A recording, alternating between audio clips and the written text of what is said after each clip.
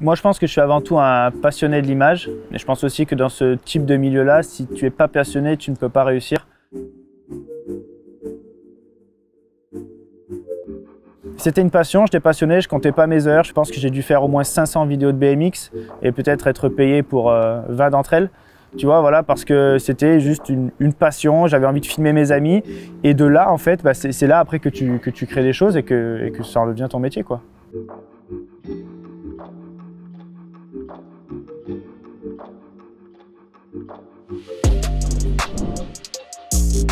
Bonjour à toutes et à tous et bienvenue dans ce nouveau numéro de SoBiz, une émission proposée en partenariat avec Audencia.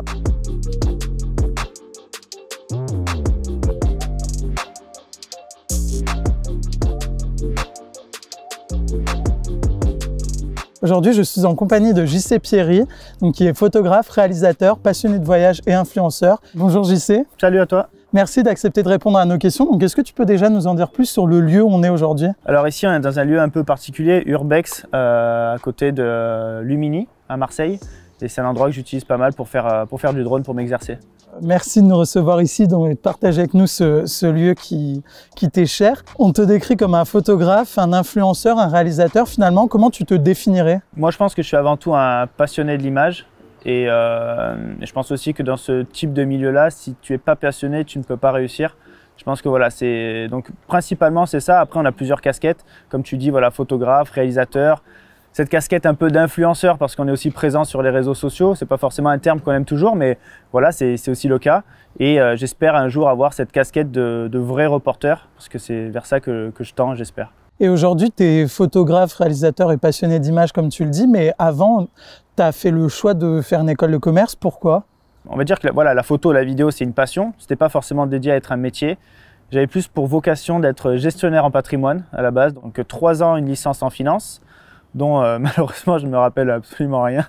Parce que voilà, je veux dire, tout ce que j'ai vécu après, même un stage en banque, tout ça a fait que tout compte fait, j'ai découvert que ce n'était pas du tout un métier fait pour moi par rapport à ce que j'avais envie de faire dans ma vie, mes envies de bouger, de ne pas toujours être au même endroit.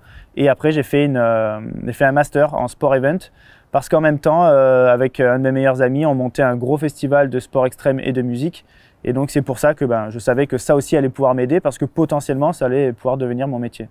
Et justement, qu'est-ce qui s'est passé? Parce qu'il y a quand même un gap entre gestionnaire de patrimoine et la photo, la vidéo. Comment tu as switché de l'un à l'autre? Alors, photo et vidéo, c'est quelque chose que j'ai commencé à l'âge de 15 ans. Aujourd'hui, voilà, je vais avoir bientôt 32 ans. Et donc, tout ça, c'est parti d'une autre passion, du BMX. Moi, je suis un ancien professionnel en BMX freestyle, donc dans les skateparks, tout ça. Et c'est comme ça que j'ai découvert cette passion de l'image. Et petit à petit, en fait, en filmant mes amis, je suis arrivé à faire d'autres projets, à commencer à vendre un petit peu des projets, mais à la base que dans le monde du sport extrême. Après, j'ai touché un peu à tout. J'ai fait des soirées grâce à mon ami avec qui après j'ai créé les festivals. J'ai fait des clips de musique, j'ai fait des mariages, tout ça. Et donc, c'est pour ça que d'un coup, en fait, quand j'ai compris que je pouvais, de ma passion du vélo, avoir cette passion aussi de l'image et de ces deux passions en faire potentiellement mon métier, là, je me suis dit, bon, vas-y, fonce et fais-le, quoi. Et aujourd'hui, tu poursuis ta passion pour le vélo? J'essaye, c'est particulier parce que quand on est plus jeune, quand on a 20 ans, on n'a pas notion des risques en fait, qu'on prend vraiment avec le vélo. Je me suis cassé pas mal de choses. Je touche du bois, j'ai de la chance de jamais vraiment me faire très mal. Mais aujourd'hui, malheureusement, il suffit de me casser un doigt pour que je travaille plus pendant peut-être des mois. Donc voilà, maintenant, cette prise de risque, elle est différente. Donc on fait attention. J'essaye de faire un petit peu du BMX parce que j'adore toujours ça, mais je me remets au VTT parce qu'à la base, c'était les origines. Et aller plus dans la nature que dans les skateparks maintenant. Et donc tu le disais, tu as commencé très tôt la photo, la vidéo. Comment on s'impose dans un milieu qui est très fermé et très concurrentiel? Alors moi, en fait, honnêtement, à la base, je ne cherchais pas vraiment à devenir le meilleur ou vraiment d'en vivre. Donc je pense que le conseil que je pourrais donner aux gens, c'est d'utiliser une passion de base pour se lancer et après potentiellement essayer de toucher un petit peu à tout. Donc moi, c'est vrai que c'était le vélo. J'ai eu la chance aussi d'être dans un moment de la vie où il y avait très peu de vidéos, c'était un peu le lancement, mais il y en avait plusieurs aussi qui se lançaient, il y en a d'autres qui n'ont pas réussi à évoluer et je pense que voilà, il fallait prendre ce qu'il fallait prendre au bon moment. C'était une passion, j'étais passionné, je ne comptais pas mes heures, je pense que j'ai dû faire au moins 500 vidéos de BMX et peut-être être payé pour 20 d'entre elles. Tu vois, voilà, parce que c'était juste une passion, j'avais envie de filmer mes amis. Et de là, en fait, bah, c'est là après que tu crées des choses et que ça en devient ton métier, quoi. Oui, justement, comment tu te finançais au début, avec quel partenariat tu arrivais à gagner de l'argent? Bah, au début, moi j'étais encore à l'école, donc c'était un peu particulier. Donc après, je faisais des petits projets, des vidéos de soirée. Tu vois, donc on prenait 100 balles, 200 balles par-ci, par-là, donc ça payait un peu le matos. Après, j'essayais toujours de m'organiser sur les voyages parce que c'est vrai, je commençais un petit peu à voyager sur des compétitions. Alors des fois, bah, j'avais moi aussi un peu des sponsors en BMX qui pouvaient m'aider sur 2-3 trucs. C'est comme ça que je vendais un peu des projets aussi où je filmais, par exemple, j'étais sponsorisé par une marque Total BMX, donc avec une énorme team. Et donc, bah, des fois, cette marque-là me payait le voyage et je faisais la vidéo de l'événement sur place, tu vois. Donc, on s'organisait comme ça. Mes premiers voyages aux États-Unis où je suis allé filmer un de mes potes, Ben Snowden, ben, là, lui, en fait, on faisait un partenariat sur place. Je me rappelle, ça coûtait, pour rester un mois, ça coûtait 700 $ la chambre chez lui. J'avais pas 700 $, donc je lui dis, ben, pendant un mois, je te filme et je te fais un super projet à la fin du mois. Et en contrepartie, il me laissait la chambre, tu vois. Donc, on trouvait toujours un peu des astuces pour s'arranger. Alors, à part mon billet d'avion, après, sur place, je bouffais des chips et voilà, ça le faisait. Et c'était encore de la passion. Et c'est ce genre de projet-là qui m'a permis de rencontrer les meilleurs riders du monde, de les filmer et de me faire connaître dans cette niche du sport extrême. Et en fait, grâce à ça, après, bah, tu te fais remarquer par d'autres marques comme Red Bull, etc. Et bah, de là, bah, tu fais d'autres projets. Et puis après, tu essaies de toucher un petit peu à tout. Et tu te dis, voilà, le sport extrême, il n'y a pas trop d'argent là-dedans. C'est un peu compliqué pour gagner sa vie. Mais bah, après, tu vas faire un petit mariage, tu vas faire une petite vidéo de soirée. Et donc, tu gagnes un peu ta vie comme ça. Tu payes ce que tu dois payer, ton matos, et puis tu évolues. Et du coup, c'est quoi le plus dur quand on essaie de se faire une place dans ce milieu? Le plus dur, je pense, c'est de se démarquer par sa créativité. Moi, je me rappelle que dans le sport extrême, à la base, tout le monde filmait avec un fisheye, donc les ultra grands angles, avec beaucoup de déformations. Et on était vraiment, je pense qu'on était à peine une dizaine à commencer à utiliser des 50 mm, des trucs comme ça. Il allait faire des petits plans focus avec, tu vois, du flou net sur des éléments, des petits plans qui avaient un peu rien à voir avec le riding, mais rajouter un peu d'esthétisme dans les vidéos. Et je pense que c'est ça qui a fait qu'on s'est démarqué des autres. Même si bah, on avait un peu la critique aussi des autres qui disaient « Mais non, pourquoi tu filmes pas avec un fisheye? C'est trop bien, les riders ils vont super haut, etc. » Mais on mixait en fait, on utilisait le fisheye, mais on utilisait aussi ce côté esthétique. Et ce qui a fait la différence, c'est ce qu'aujourd'hui tout le monde utilise aussi. Et tu en parlais justement juste avant. Aujourd'hui, tu es ambassadeur de pas mal de marques. Qu'est-ce que ça change dans ton job concrètement? Moi, de mon côté, c'est vrai que c'est une fierté aussi, tu vois, de se dire que bah, y a des marques qui te soutiennent, qui aiment ton travail. Aujourd'hui, j'ai pas de salaire de ces marques-là. C'est des contrats ambassadeurs où les marques peuvent soit te prêter du matériel, soit te donner du matériel ou t'amener sur des événements. Te proposer aussi peut-être des partenariats rémunérés quand il y a certains projets via les réseaux sociaux, etc. Donc oui, à ce jour, moi je représente Canon, GoPro, f-stop, les sacs à dos et les logiciels Adobe. Donc voilà, ça c'est top au niveau de la caméra et très bientôt aussi la marque Canyon au niveau VTT.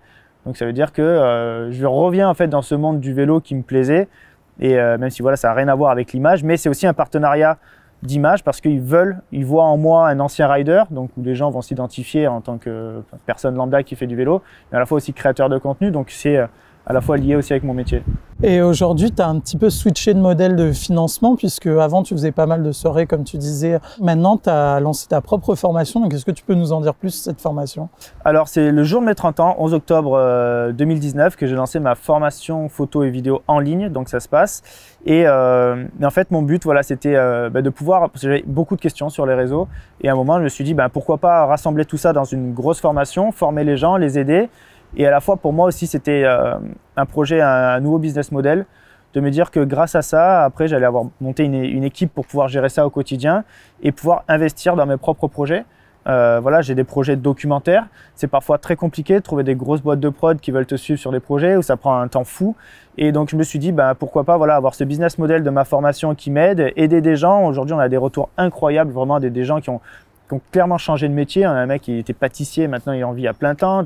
J'ai des mecs qui ont fait un gars, il me dit j'ai fait un devis à 34 000 €. J'ai dit mais c'est énorme, tu vois. Enfin, c'est fou en fait ce que les gens ont réussi à apprendre et réussi à en faire. Et donc pour moi, voilà ce business model maintenant de pouvoir former les gens et d'investir dans mes propres projets pour le futur. Au final, aujourd'hui, maintenant, tu te finances exclusivement avec cette formation? Principalement, j'ai aussi d'autres projets de tournage derrière, mais c'est vrai que j'ai fait aussi pas mal de pubs. Enfin, j'ai vraiment touché à tous les domaines et c'est pour ça, c'est ce qu'il y a dans la formation, c'est ce qui me permet de former les gens à peu près sur tous les domaines parce que j'ai réussi à toucher un peu à tout. Mais maintenant, c'est vrai que j'ai plus envie de me consacrer sur le monde du documentaire parce que ça me fascine, parce que je pense que derrière ça a un sens. Parce qu'en fait, je me suis rendu compte que quand je créais une pub, il y avait un sens pour moi parce que je faisais du contenu, ça me plaisait, je suis passionné, je gagne ma vie aussi avec ça. Le client est content parce qu'il a besoin de son contenu, mais à part le client et moi, personne d'autre est content. Et donc, je me suis dit, pourquoi pas créer des documentaires où des gens vont être contents de regarder ça. Moi, je vais être content, potentiellement des partenaires, des sponsors dedans aussi, et en même temps, essayer d'aider via des associations. Et comme tu le dis, tu t'es t'as accéléré sur les documentaires. Comment tu produis ces grosses productions? Alors aujourd'hui, c'est pas des vraiment grosses productions. En fait, c'est ça que les gens ont du mal à voir. C'est que, en fait, je pense que j'ai cette capacité à m'adapter avec pas grand-chose. Et c'est pour ça que je forme les gens à essayer de réaliser des choses avec pas grand-chose et jamais se dire que le matériel doit être un frein. Tu vois, c'est jamais un frein le matériel. Et par exemple, sur ce documentaire à Madagascar, quand je suis parti avec mon pote Julien Oliva, on n'était même pas parti faire un docu. On était parti faire des photos parce qu'on avait un partenariat avec l'aéroport et l'agence sur place. Et quand on a vécu l'expérience, au bout de 2 jours, j'ai dit non, Julien, il faut qu'on fasse un docu. Il dit mais comment on fait? Je dis je sais pas, même moi je sais pas comment on fait. Donc on filme tout. On filme tout ce qu'on a. Moi j'essaie de parler au maximum avec ma GoPro pour avoir des ressentis directement sur place. Et puis on mettra de la voix off après, on verra. Et c'est ce qui fait que voilà, ça en fait un beau projet humain. Mais aujourd'hui, non, j'ai jamais eu de vrai projet avec une énorme une énorme production derrière. Et je pense pas que ça me plaise vraiment, à mon sens, parce que je suis plus passionné par le côté où j'ai carte blanche, tu vois, et de me dire voilà, je vais être passionné par ce que je fais et je veux juste voilà, pas avoir trop de contraintes, tu vois. Alors c'est particulier, il y a des gens ils vont adorer ça, ils vont adorer peut-être faire la dernière pub Dior, tu vois, avec 10 millions de personnes sur le tournage. Moi j'ai eu la chance de faire un projet comme ça où il y avait une 50aine de personnes. Le projet n'est jamais sorti parce qu'il y avait trop de personnes décisionnaires derrière, ça allait dans tous les sens et en fait ça m'a un peu dégoûté des gros projets. Donc je préfère me focaliser sur des trucs à plus petit budget, mais où on se régale. Oui, tu parlais du documentaire de Madagascar, je pense le plus iconique de ta chaîne YouTube. Est-ce que tu peux justement dire 2 mots sur ce docu? De ce qu'on a vécu sur place, moi c'est vrai que quand on a regardé Madagascar au début à la base sur internet, on voyait des rizières, on voyait les baobabs, on voyait 2-3 plages. Et je me suis dit, bon, on verra, tu vois, c'est joli, mais en fait, humainement, ce qu'on a vécu sur place, tu le retrouves pas en photo sur Google, quoi, tu vois, genre là, c'était complètement dingue et c'est ce qui m'a fait tilt pour vraiment me lancer dans le monde du documentaire. À ma façon, j'espère qu'un jour, voilà, on fera des choses encore plus grosses que ça. Mais là, c'est des projets, honnêtement, ça a vraiment changé ma vie, quoi. Et plus qu'un photographe et un réalisateur, maintenant, tu es à la tête de ta petite entreprise. Comment tu arrives à jongler avec les deux? Alors là, ouais, jongler entre les deux, honnêtement, c'est compliqué. Ça demande beaucoup, beaucoup de boulot, beaucoup de choses que les gens ne voient pas sur les réseaux. C'est vrai que sur les réseaux, on a l'habitude de partager toujours les côtés positifs parce que les gens veulent voir du fun. Mais il y a énormément de travail. Moi, je passe des journées avec 20-30 trucs à faire qui sont complètement différents, qui n'ont rien à voir les uns avec les autres. Et c'est vrai que c'est complexe, mais aujourd'hui, voilà, j'ai la chance d'avoir maintenant une petite équipe qui me soutient maintenant aussi depuis un moment, surtout avec mon pote Hervé, que je connais depuis 10 ans. Et voilà, c'est des gens de confiance que j'ai autour de moi. J'ai une équipe vraiment au top. Et ça, si j'ai vraiment un conseil, si dans votre société, si un jour vous trouvez des gens qui sont vraiment bons, en qui vous avez confiance, il faut les garder à tout prix. Et aujourd'hui, c'est ce qui me permet d'être serein aussi, ce qui me permet de pouvoir partir sur mes projets sereinement et de me dire ok, ça tourne derrière, il ne va pas y avoir de soucis et pendant ce temps, je peux focaliser sur mes projets où je fais de l'image. Et ton job finalement tourne autour des voyages. Comment on arrive à continuer à travailler en pleine pandémie? Là, je t'avoue que la grande chance que j'ai, c'est la formation. Parce que là, d'un coup, c'est quelque chose qui se passe en ligne. Les gens, en plus, sont bloqués chez eux. Ils se disent, tiens, on veut en profiter, c'est bon pour se former. Donc, moi, j'avoue que la pandémie, à niveau financier, en fait, j'ai pas ressenti de baisse, même pour être honnête, de la hausse plutôt, grâce à la formation. Après, tous les autres projets que j'ai pu... j'avais des projets, oui, à l'étranger qui ont été complètement annulés. On devait retourner à Madagascar, par exemple. J'avais un projet de safari au Kenya qui a été annulé, donc qui sera sûrement reporté bientôt. Donc là, c'est compliqué. Après, honnêtement, il y a quand même beaucoup de choses à faire aussi. C'est-à-dire que moi, j'ai entendu des gens dans le monde de l'audiovisuel qui disaient « Putain, il n'y a plus rien à faire, il n'y a plus de boulot. » Mais en fait, ce qu'il faut comprendre, c'est qu'il y a plein d'autres marques qui étaient là, par exemple des magasins qui ne pouvaient plus vendre en présentiel. Donc, ils avaient besoin de vendre en ligne. Et pour vendre en ligne, ils avaient besoin de contenu. Ça veut dire qu'ils ont besoin de contenu, ils ont besoin de créateurs de contenu. Donc, ça veut dire qu'à ce moment-là, en fait, il y avait du boulot. Et après, c'est à toi d'aller vraiment le chercher. Mais je pense qu'en fait, honnêtement, dans le monde de l'image, il y a du boulot. On pense que c'est un métier bouché. Et moi, je ne pense pas du tout. Parce qu'on est entouré d'images autour de nous, que ce soit sur des magazines, que ce soit sur notre téléphone, la télé, dans les rues. Et toutes ces images, elles n'arrivent pas comme ça, tu vois. Il faut qu'il y ait quelqu'un derrière qui crée ces images-là. Donc, ok, peut-être il y a certaines images qui sont pas passionnantes à faire, quand tu vas peut-être faire du pack shot sur un fond blanc, mais il y a du boulot, tu vois. Donc, si tu veux vraiment du travail, il y en a vraiment, et à mon avis, tu peux trouver, quoi. Et aujourd'hui, quelle est la vidéo que tu as préféré filmer? Ben, souvent, je veux dire, moi, c'est plutôt mes projets personnels, parce que j'ai carte blanche, parce que je peux laisser cours à ma créativité, à l'émotion aussi, et derrière, j'ai pas un client qui va me brider avec certaines choses. Mes voyages perso, ça a été pour moi, voilà, ça fait partie de mes plus belles vidéos. Et après, voilà, mon docu, je reviens dessus, Madagascar, parce que ça a changé ma vie et que c'est vraiment ce que je veux faire. Donc, j'ai envie de te dire, ouais, c'est tous mes projets perso, c'est mes projets favoris. Et après, j'aime énormément au moment aussi les projets VTT avec mon pote Thomas Lemoine, parce que voilà, encore une fois, on travaille pour une grosse marque derrière, mais c'est une marque qui nous fait absolument confiance, qui est un peu voilà, olé et qui nous dit bah, voilà, fais ce que tu veux. Et comme ils ont confiance en moi et en Thomas, et ben derrière ils savent qu'on fait quelque chose qui tient la route. Et donc ça aussi, ça me passionne. Et tu as pas mal voyagé pour tes vidéos. C'était quoi ta destination préférée? Moi, j'adore l'Islande. Ça fait partie des pays où en fait, je pourrais y retourner toutes les semaines. Toi, tu as des pays où tu te dis bon, j'y vais une fois. Bon, c'est cool. Tu vois, certaines destinations, tu dis bon, j'y vais, ok, j'y suis allé, c'est cool, mais si j'y retourne pas, c'est pas très grave. Mais voilà, il y a d'autres pays voilà, qui te marquent. Encore une fois, forcément, je veux te répéter Madagascar et j'aimerais toujours y retourner. En fait, tous les pays où soit les paysages bougent tout le temps parce que c'est éphémère, type l'Islande, ou alors des pays où il y a de l'humain et l'humain change tout le temps aussi, quoi. Et est-ce qu'il y a une vidéo parmi toutes tes vidéos dont tu es le plus fier? J'ai envie de te dire encore Madagascar. Tout simplement, voilà, c'est juste le projet qui change ma vie. Donc, et puis voilà, je le répète encore une fois, c'est humainement ce qu'on a vécu.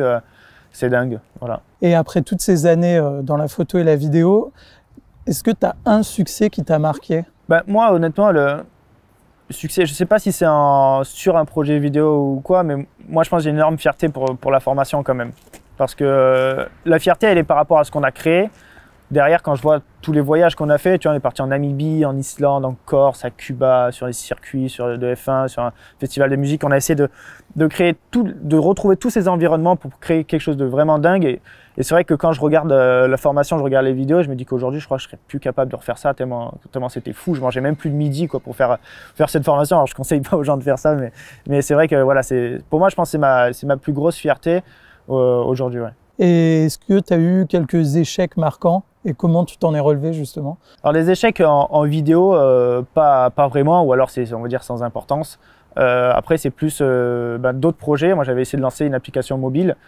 Pour être honnête, ouais, ça m'a coûté 30 000 € d'investir là-dedans parce que j'y croyais beaucoup. J'avais un investisseur qui était prêt à mettre 1 million sur la table et qui m'a lâché du jour au lendemain, plus de nouvelles.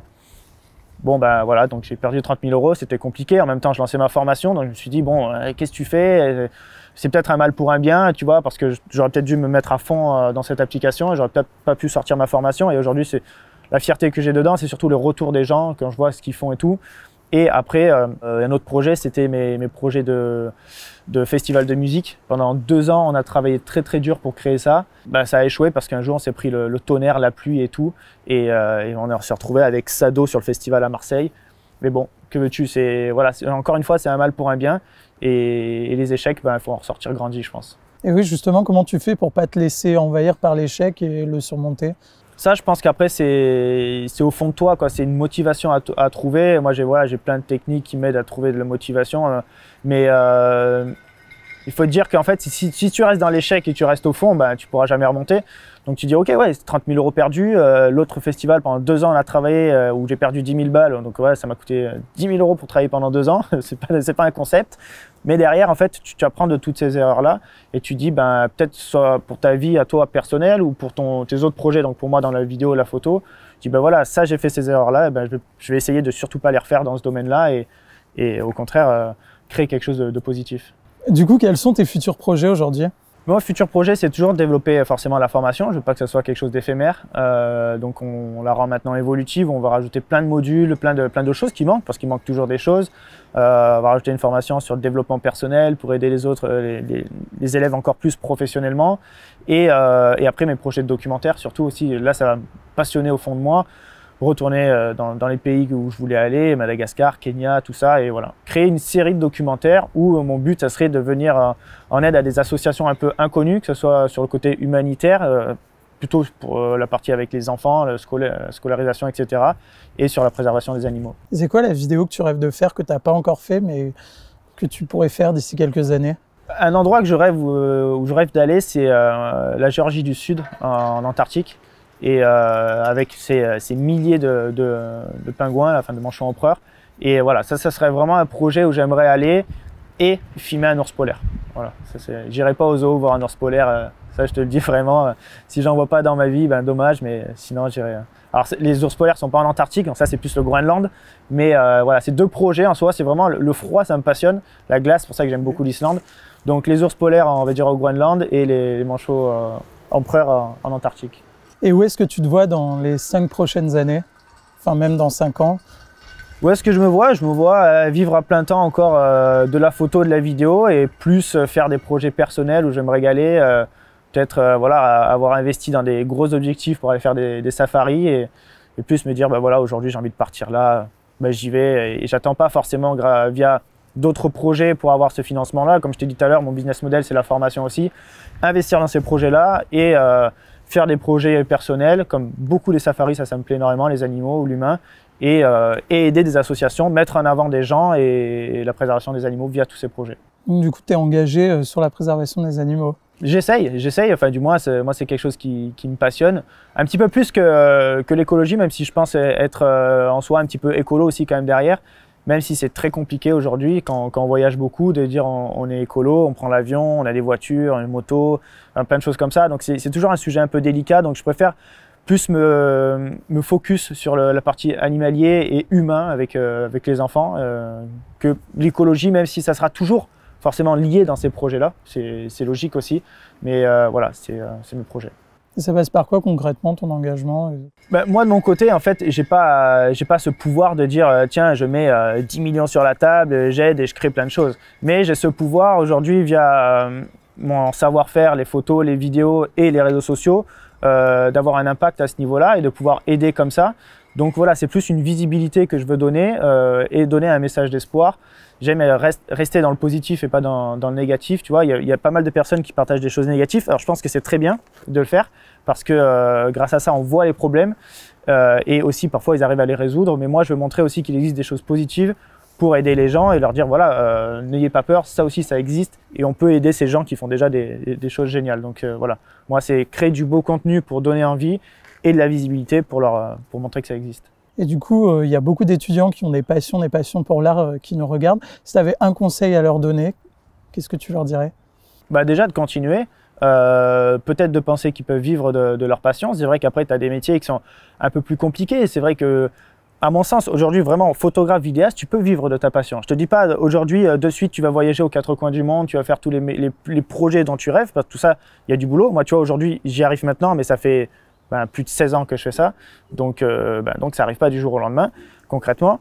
Et avant, j'ai commencé par des projets qui ne me passionnaient pas. Tu vois, j'ai fait des projets, je me suis dit, waouh, là c'est chaud, quoi. Tu vois, j'ai fait des copier-coller des fois, des panoramas, enfin des trucs, des slides sur PowerPoint pour gagner 50 balles. Ça ne te passionne pas, quoi. Mais tu passes par là aussi. Donc moi, je dis franchement qu'ils vivent de leur passion, enfin qu'ils essayent de développer leur passion pour pourquoi pas essayer d'en vivre un jour. Merci beaucoup, JC, d'avoir répondu à nos questions. Et merci de nous avoir fait découvrir aussi ton univers. Merci à toi. Merci à vous de nous avoir regardés. On se retrouve très bientôt pour un nouveau numéro de Sobiz.